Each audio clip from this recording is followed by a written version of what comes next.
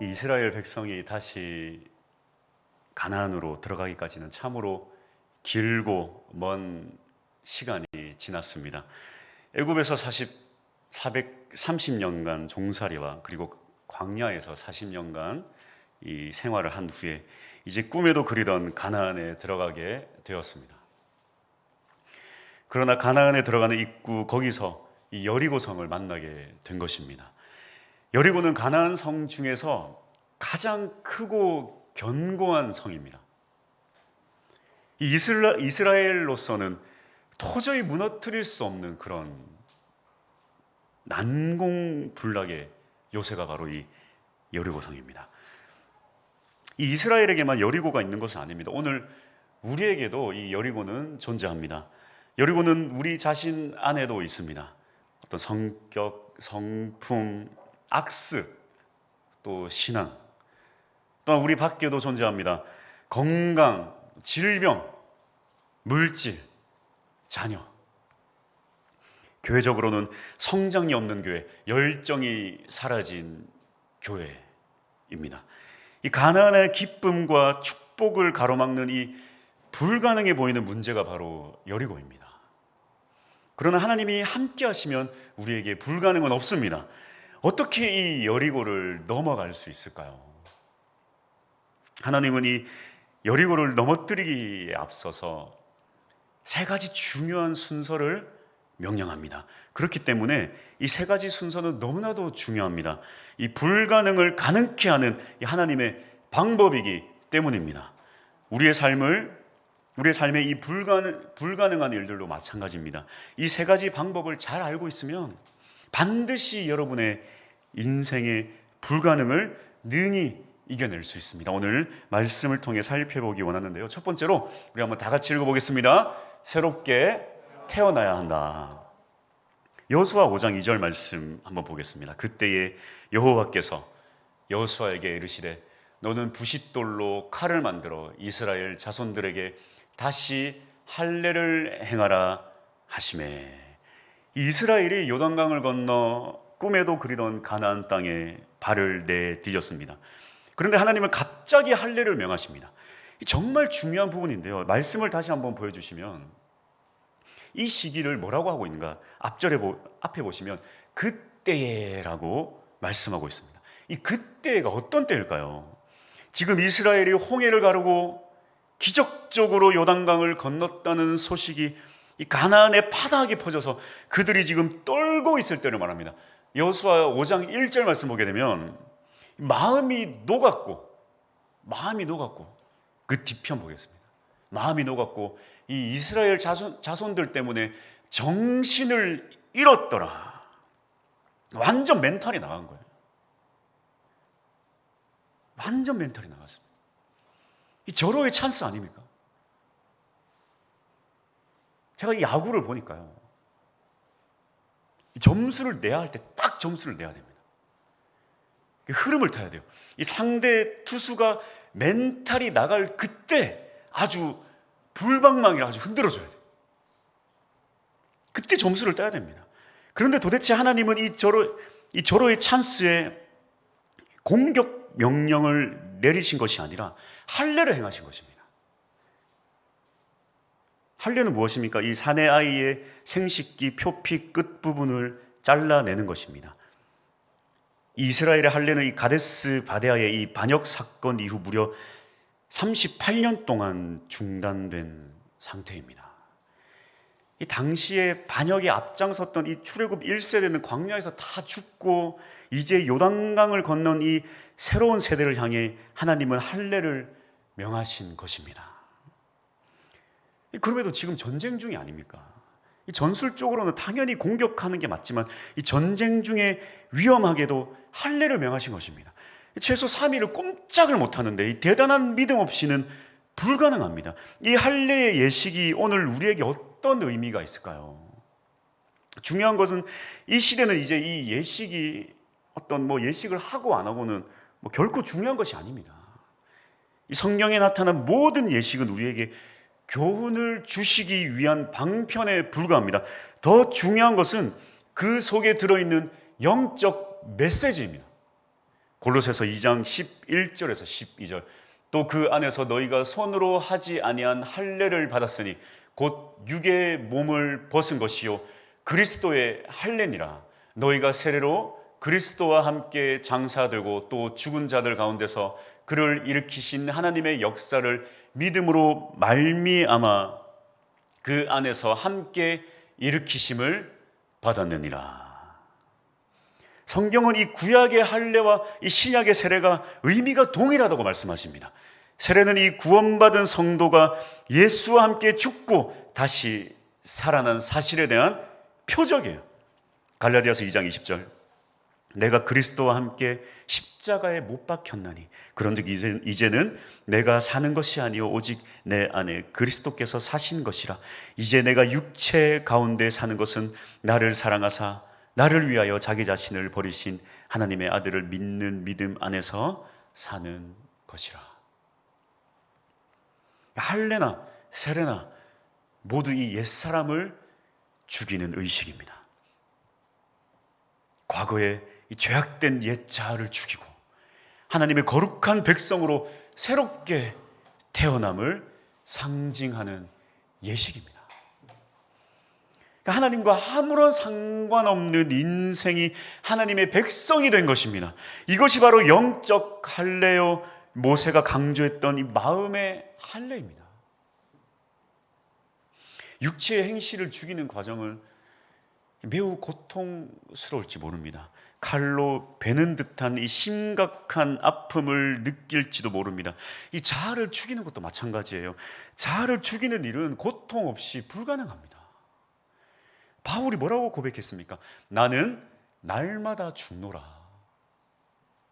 우리는 날마다 자신에 대해, 이 죄에 대해 이 죽은 자로 간주하는 연습을 해야 합니다. 로마서 6장 11절 말씀입니다. 이와 같이 너희도 너희 자신을 죄에 대하여는 죽은 자로 그리스도 예수 안에서는 하나님을 대하여는 살아있는 자로 여길지어다.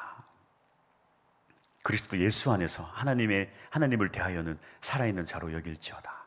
우리가 이 죽는 것만큼 성령 하나님은 역사하십니다. 성령 충만이 무엇입니까? 내가 완전히 죽고 성령이 나를 이 100% 주장하는 상태가 바로 성령 충만입니다. 그러니까 성령의 퍼센테이지가 높을수록 성령 충만한 거예요.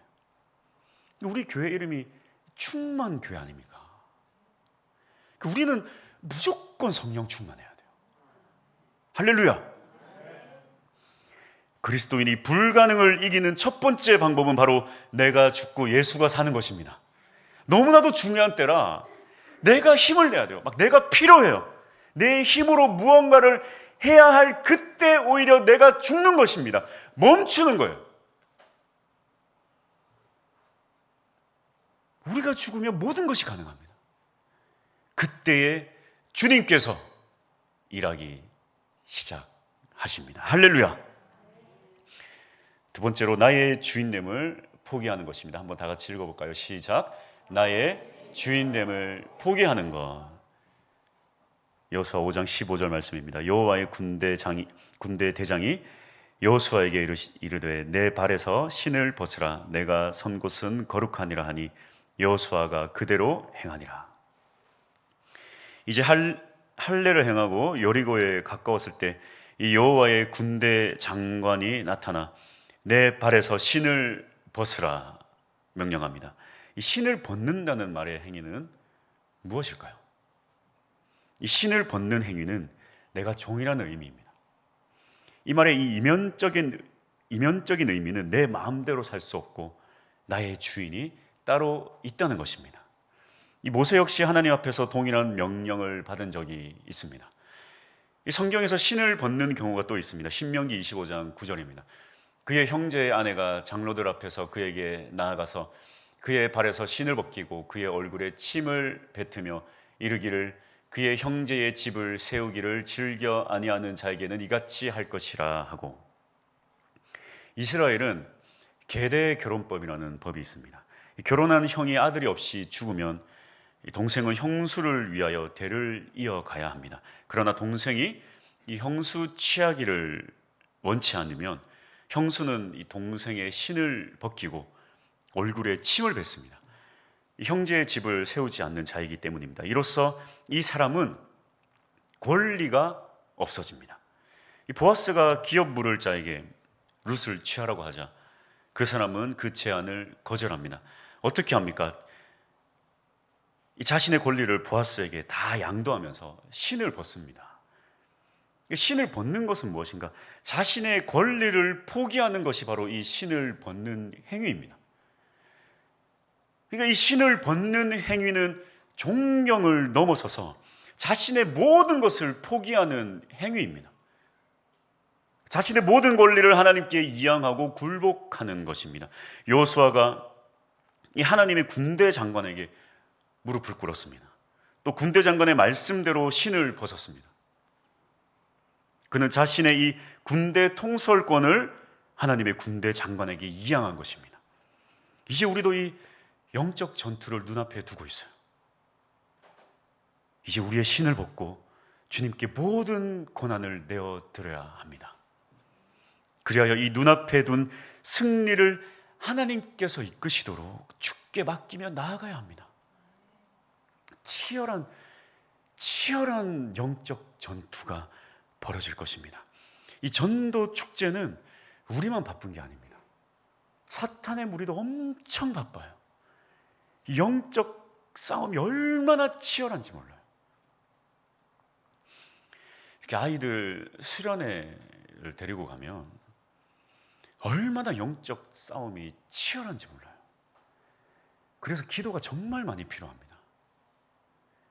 이 우연인지는 모르겠습니다만 제가 이렇게 수련회를 가면 꼭 이 집회를 앞두고 항상 무슨 일이 벌어지더라고요.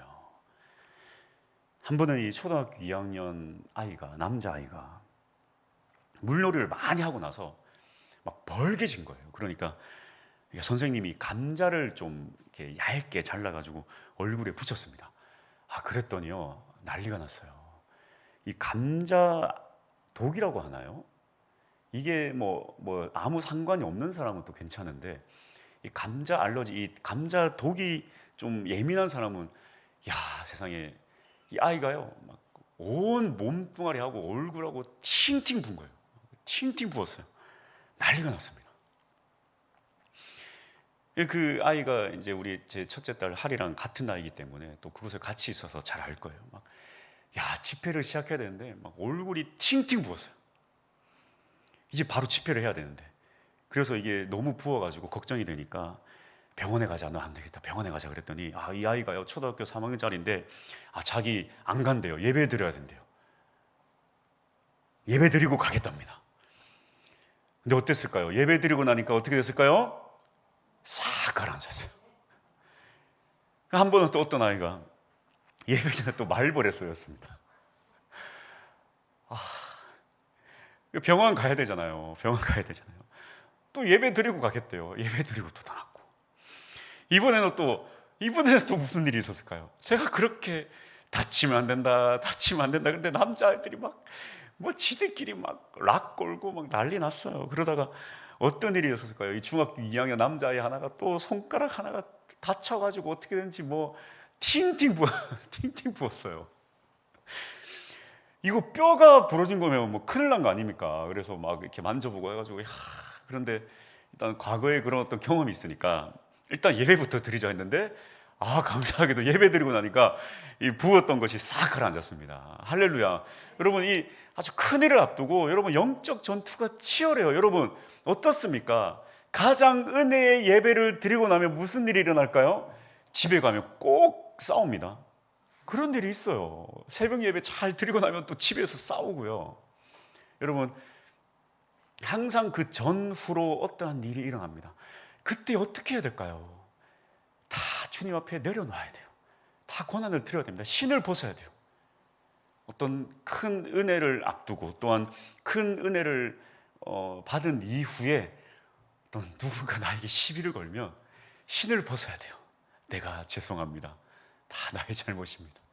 그때에 주님 앞에 그렇게 모든 권한을 다 내어놓고 나가면 주님께서 군대 장관으로서 나를 대신하여 싸워 주실 것입니다. 할렐루야. 모든 것을 주님께 맡기며 나아가기를 소망합니다. 불가능을 가능케 하는 세 번째 방법은 무엇일까요? 다 같이 한번 읽어보겠습니다. 절대적인 순종입니다. 이제 이 여리고 성 앞에 도달했습니다. 여리고 성은 얼마나 견고한 성일까요? 이 여리고 성은 1908년에야 비로소 이 고고학자들에 의해서 흙으로 뒤덮인 여리고 성의 흔적을 찾아냈습니다. 그래서 100년에 걸쳐서, 무려 이 100년에 걸쳐서 이 발굴을 하였는데요. 고고학자들이 발견한 이 여리고 성은 외벽과 내벽 이렇게 두 겹으로 되어 있었고, 외벽은 이 12m의 높이에 2m의 두께로 세워졌고, 또 내벽 또한 14m의 높이로 세워졌습니다. 그야말로 이 난공불락의 구조를 지닌 이중 성벽이었습니다. 하나님은 이 성벽을 어떻게 무너뜨리라고 하였을까요? 3절 보니까 어떻게 합니까? 성을 돌되 매일 한 바퀴씩 6일간 돌아라. 4절 보니까 제7일에는 7바퀴를 돌아라. 그리고 제사장들이 나팔을 길게 불면 그 소리가 들릴 때에 5절에 모든 백성이 함성을 지르면 성벽이 무너져 내리리라. 여처구니 없는 명령 아닙니까? 그러나 중요한 것은 이스라엘이 그대로 순종했다는 것입니다. 18절에서 20절 사이를 보면 여호와께서 명하신 그대로 행했다라고 말씀하고 있습니다. 이스라엘은 하나님이 지시하는 방법대로 순종하였고 그 결과로 여리고성이 무너진 것입니다. 믿음 없이는 불가능합니다. 이것이 바로 믿음이에요. 의미 없고 무가치해 보이는 일을 여러 날 계속한다는 것은 쉬운 일이 아니에요. 그러나 순종하면 하나님의 역사가 일어납니다. 가나안 혼인잔치를 보십시오. 무슨 말씀을 하시던지 그대로 하라. 그 말씀이 뭡니까? 항아리에 물을 채우라. 이 뭐 엉터리 같은 말입니까? 하지만 그대로 행했더니 그것이 포도주가 되었습니다. 베드로가 밤새 수고하여 얻은 게 없지만은 말씀에 의지하여 그물을 내릴 때 배가 잠길 정도로 물고기를 잡았습니다. 이 순종의 결과입니다. 결론입니다. 이 여리고성은 가나안 정복의 첫 스타트입니다. 반드시 승리해야 하는 첫 전투에 일주일 동안 무의미하게 돌아라. 이 명령에 순종하는 것은 그냥 되는 것이 아니에요. 이러한 믿음은 항상 첫 번째 옛 자아가 죽어야 되고, 두 번째 나의 주인됨을 포기할 때에 이 순종으로 나타납니다. 불가능을 가능케 하는 순서입니다. 믿음의 순서예요. 그냥 갑자기 순종이 되는 것이 아닙니다. 내가 먼저 죽어야 됩니다. 그리고 나의 주인의 자리를 내어드려야 합니다. 그때에 비로소 우리가 아주 어처구니 없는 명령일지라도 순종할 수 있는 것입니다. 그때에 비로소 하나님께서 나를 통해 일하십니다. 지금 이 이스라엘 백성 앞에 여리고성이 있습니다. 그러나 이미 40년 전에도 이스라엘 백성 앞에는 여리고성이 있었습니다. 그 난공불락의 성은 이미 오래전부터 견고한 모습으로 그곳에 서 있었습니다. 왜 40년 전에는 그 성을 무너뜨리지 못했을까요? 왜 이스라엘 백성은 그렇게 40년을 방황했을까요? 그리고 이 40년 전 여리고성을 무너뜨리는 것이 불가능했던 이유는 무엇일까요? 하나님의 문제도 아니고 그 여리고성의 문제도 아닙니다. 그들이 가나안 땅에 들어가기 싫어했기 때문입니다. 그냥 다시 애굽으로 돌아가자고 했어요. 여호수아와 갈렙을 돌로 치려고 했습니다. 그냥 노예로 다시 살자고 했습니다. 애굽에서 먹는 음식이 그립다고 했습니다. 왜 우리의 인생에 기적이 없을까요? 불가능 앞에서 그냥 주저앉았기 때문입니다. 내 앞에 놓인 불가능은 바로 사실은 나 자신입니다. 그리스도인이 불가능을 이야기할 때는 그 불가능의 근원은 사실 자기 자신입니다. 내 안에 불가능이 있어요. 정말 무서운 것은 그것을 무너뜨릴 의지가 없다는 것입니다. 그냥 돌아가자고 과거로 회귀하고 또 회귀하는 것입니다. 믿음의 지독한 매너리즘은 바로 이렇게 시작됩니다. 진짜 의미 없는 일은 여리고성을 7일 동안 도는 것이 아니에요. 광야를 40년간 방황하면서 뱅글뱅글 도는 것입니다. 이것이 정말 의미 없는 일이에요. 언제까지입니까? 믿음이 없는 이 1세대가 다 죽을 때까지 그냥 뱅글뱅글 도는 것입니다. 1세대가 죽을 때까지 도는 거예요. 예수를 믿는다면서 여전히 불행하고 불가능한 인생을 그냥 뱅글뱅글 도는 것입니다. 죽을 때까지 뭔가 대단한 일이 일어날 것 같지만 그렇지 않아요. 그냥 광야에서 돌기만 하다가 그렇게 인생이 마무리가 됩니다. 죽을 때까지 광야를 도는 것이 바로 내 인생의 불가능이요 불행입니다. 이 방황을 끝내야 합니다. 옛사람이 죽어야만 이 방황이 끝이 납니다. 하나님 보시기에 우리의 진짜 여리고는 바로 나와 여러분의 옛사람이에요. 에베소서 4장 22절에서 24절 너희는 유혹의 욕심을 따라 썩어져가는 구습을 따르는 옛사람을 벗어버리고 오직 너희의 심령이 새롭게 되어 하나님을 따라 의와 진리의 거룩함으로 지으심을 받은 새 사람을 입으라. 이 팔레스타인에서 양가죽으로 만든 주머니에 포도주를 넣습니다. 거기에 이렇게 포도주를 담으면 발효되기 시작합니다. 그러면서 이 부피가 팽창하게 됩니다. 새 가죽은 아주 부드럽습니다. 그래서 이 새 가죽 부대는 발효하는 만큼 얼마든지 거기에 맞춰서 늘어납니다. 그러나 헌 가죽 부대는 그 안에 당분이 많이 묻어 있다 보니까 오래될수록 가죽이 딱딱해집니다. 그런 딱딱한 가죽 부대에 새 술을 담으면 어떻게 될까요? 발효되는 과정에서 팽창하지 못하고 터져버리는 거예요. 그래서 술도 버리게 되고 이 가죽 부대도 버리게 됩니다. 그래서 새 술은 새 부대에 넣어야 됩니다. 하나님은 이 충만교회에 새로운 일을 행하실 것입니다. 누군가에게는 그것은 불가능이고 불평과 불만의 일일 것입니다. 그러나 누군가에게는 새로운 마음으로 이 주인됨을 내려놓고 순종하며 그 새로운 일에 동참할 것입니다. 어떻습니까? 충만교회는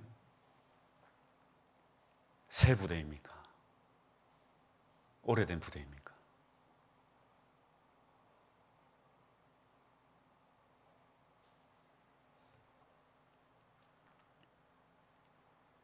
새 부대가 되어야 됩니다.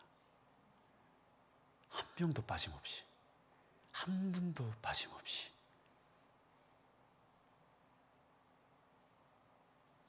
내가 죽고 예수가 이곳의 주인됨을 고백하십시오. 그리고 그분께 이 자리를 내어드리십시오. 그리고 이곳에 가득 부어주실 하나님의 충만한 새로운 은혜 가운데 우리가 나아가길 소망합니다. 할렐루야. 우리 하나님께 영광의 박수 올리겠습니다.